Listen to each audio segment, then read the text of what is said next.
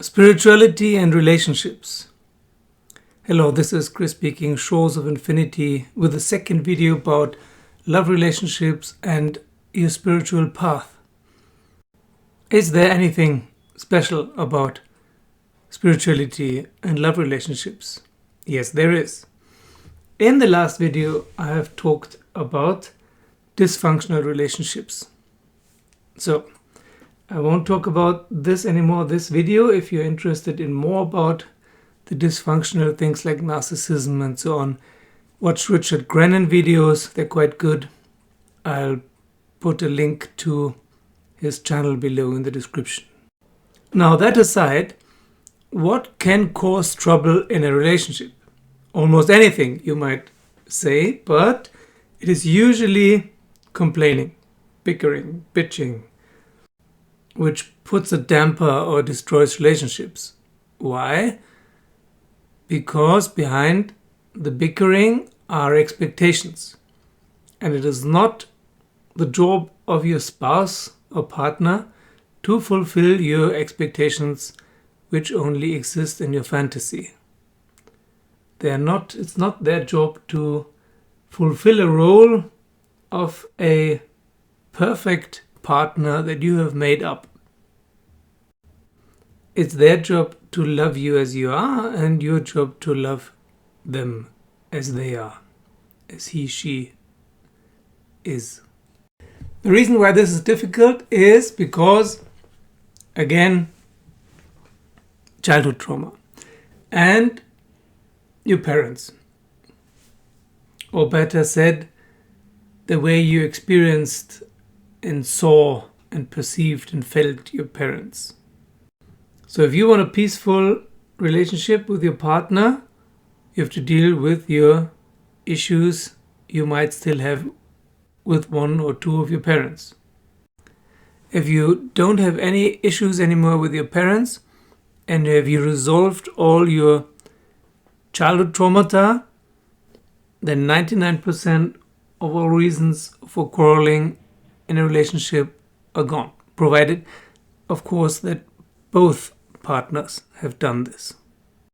So with psychiatry out of the way, parent issues out of the way,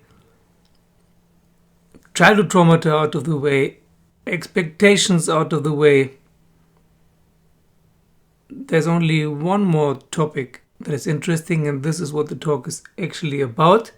What if only one of you is awake or enlightened and the other one is not?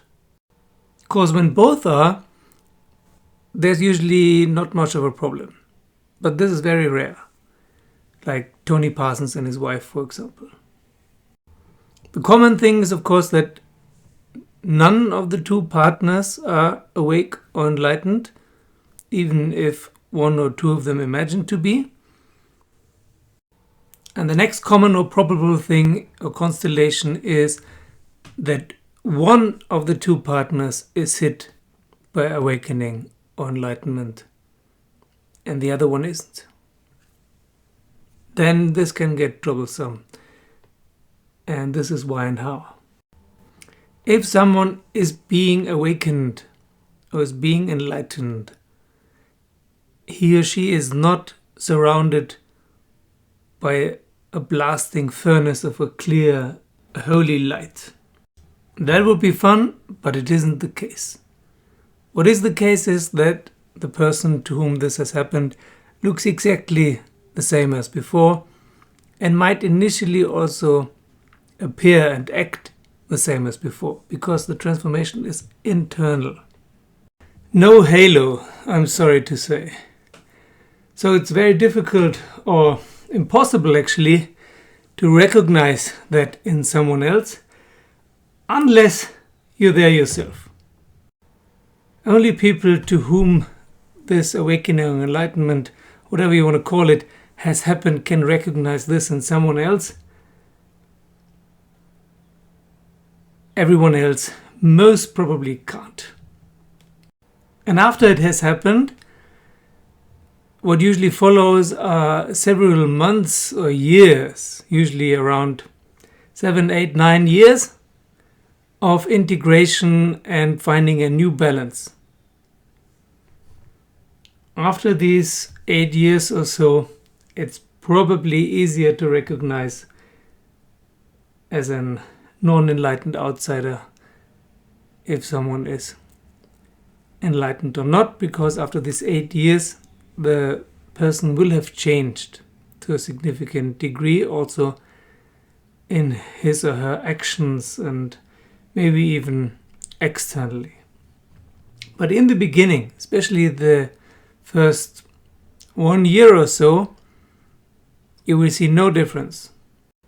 So imagine human habits, how human beings are, and there are two people who are in love with each other and who have also quarreled before a lot and know each other's habits, and they're both interested in spirituality.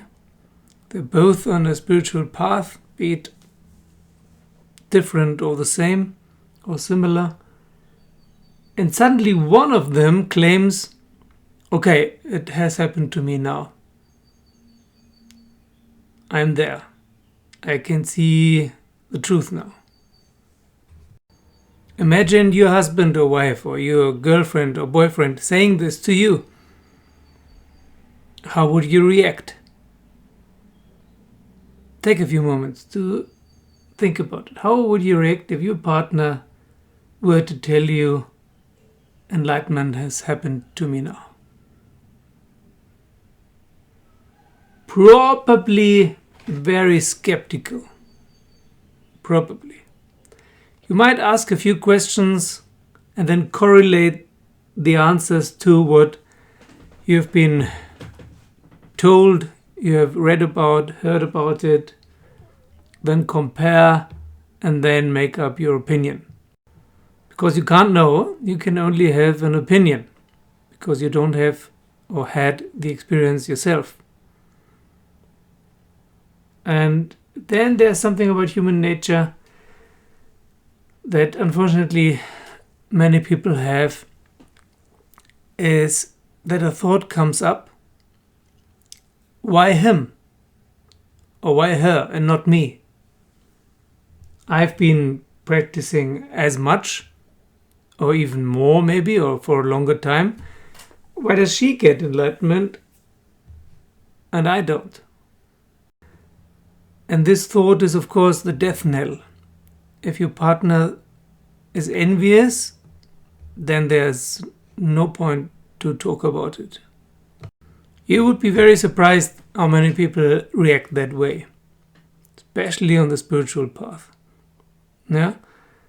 There's something in many spiritual seekers which thinks that it's unfair that others get there and they don't.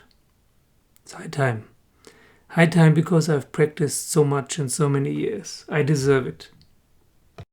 If that is the case in your partner, there's nothing you can say to make him or her believe that it has happened to you, because they just don't want it to be true. If envy is not the problem, then still the question remains, how can you explain, how can you convince your partner what has happened? And of course you don't have to convince anyone. This is a very private and intimate thing somehow when it happens. And probably you will not make much of an effort to convince someone who doesn't want to be convinced, or who is very skeptical or negative towards the idea. If your partner believes you, no problem. Yet. I'll come back to that later. If your partner doesn't believe you, and it's not the envy case but some other reason, then there's still the problem how to continue to communicate. With the envy problem, it's the partnership will probably break apart sooner or later. Without the envy problem, still there's something very important that's happening to you and continues to happen to you, but you cannot talk about it to the person you most trust and most love because he or she doesn't believe it. That's a problem. It leads to huge trust issues on both sides. And the reason for this is most often the people to whom awakening or enlightenment has happened become very insisting upon certain topics. They tend to insist that they are right. And they're probably more right about many things than someone who is not awake or enlightened. But of course, they're not right. There's nothing to be right about. But you probably have a clearer grasp on reality than someone else. It's a bit like the one-eyed amongst the blind. Everyone else is blind and you have at least opened one eye with the hope of opening another one anytime soon or in a few years. And you have a certain kind of self-confidence. I said in the last video that most people do not have real self-confidence, do not have real confidence. It's all fake. But once enlightenment has happened to you, there is a sort of confidence because it's not based on personal opinion anymore, not based on defense anymore, not based on acting and masks anymore. It's the confidence of being in touch with a higher power and with intuition. And often with being able to ask questions to the divine, or whatever you want to call it, and getting answers. So it's an impression of objectivity, or at least more objectivity than before. But nobody likes a smart ass. Someone else, especially your partner, will not like it if you insist on certain things, or in general on things, most of the time, because you think you're more objective. This will not earn you any friendship or admiration. This will earn trouble. Plus, with the years, you will find out that when you think you are objective, or at least more objective, it sometimes turns out to be true, and sometimes it turns out to be false, because there are still vestiges of your old personality and of other funky stuff left over. Again, your parents, how you grew up, how was your childhood, which culture, especially culture. I've met enlightened people from all over the world, and I've never met anyone who was independent of their culture. It's very hard to throw off these habits, these unconscious blind spots. So always entertain the possibility that you're wrong. Not only the others, the blind masses, but also yourself. Don't trust your mind, even if it's clearer now, even if you have access to higher levels of mind, it's still the mind. The mind loves to be in control, and the mind loves to be a know-it-all. And the mind loves to preach and show off. So be very careful. Remember one of my older videos, shut up about it. Talk about what happened to you and what is happening to you to as few people as possible. Send a few probing pioneer questions and see how they react. And if there's no reception, then relinquish it. Don't do anything else. But if you meet someone, a best friend of yours, for example, who is open to it, you can discuss it and then keep it between the two of you. But of course, you would like to share this with your spouse, with your partner, because this will be the most important thing that has ever happened to you, like a second birth. And your partner will probably only accept it after some time, after you, so to say, have proven that you have changed. So if you get upset, for example, just the way as before, or throw violent fits of anger just as before, then they probably won't believe you, and then you also have to doubt that something has changed. Or most probably it has changed, but you fell back out of it. It's possible to fall out of it. All these so-called higher states of consciousness, they're very difficult to maintain, and it's often a back and forth, one step forwards, one step backwards, in and out, until it becomes more stable.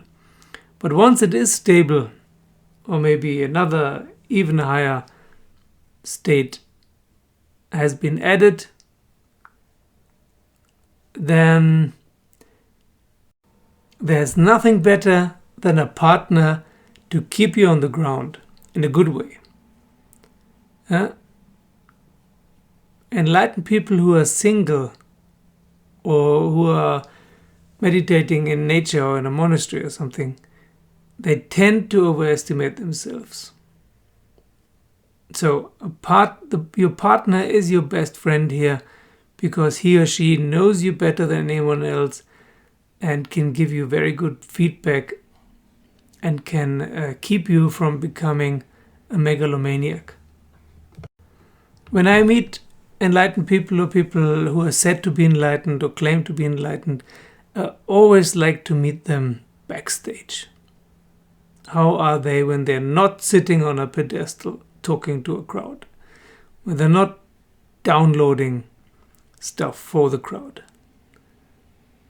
And how are they in their private life? And I've met some of those, for example, my Chinese master, who is dead already for more than 20 years. He was such a sweet guy, very old Chinese dude living in Malaysia. He still had his cultural things, his issues with his wife and his children, and but otherwise on a one-to-one basis, just living in his house there with him. Wonderful. I only realized later that he was enlightened. But now remembering back, he was very convincing, without wanting to convince, of course. So use the opportunity of feedback from your wife or husband, partner, so that you don't overestimate yourself and go into all kinds of illusions, who you are, what you can do, and so on. And at the same time, don't overshare, and at the same time, do not be too dogmatic. Do not try to control the relationship because you think you know everything now. And anyway, give it some time. As I said, maybe 8 years or so until it becomes stable. And maybe within that time, your partner will start believing you, because he or she will see that something is changing or has changed. Don't put any effort into trying to convince anyone, even if it hurts.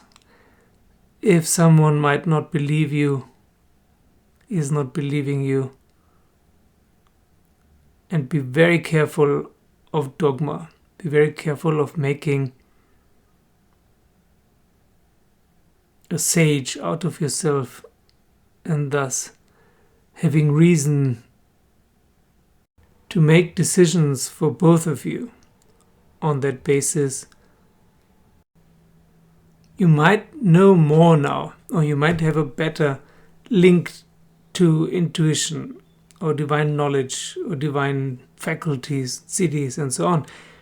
But you're not worth more. There's not more value or worth in an enlightened person. So you're not worth more than your partner, independent of your state or level of consciousness. You're still two people lost in space, lost in time, lost in meaning, in this world, in this Maya, having to make or imagine to make decisions that you somehow both agree upon. Don't try to take control, or you will meet resistance, and rightly so.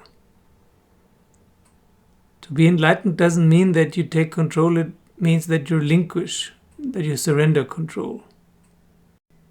Okay, that's my 2 cents on love relationships and enlightenment. I hope it will come handy to you. It will be useful to you someday. Thank you for joining me as a Patreon. Thank you to all my Patreons. Thank you for liking and subscribing and sharing the videos with your friends, and see you soon.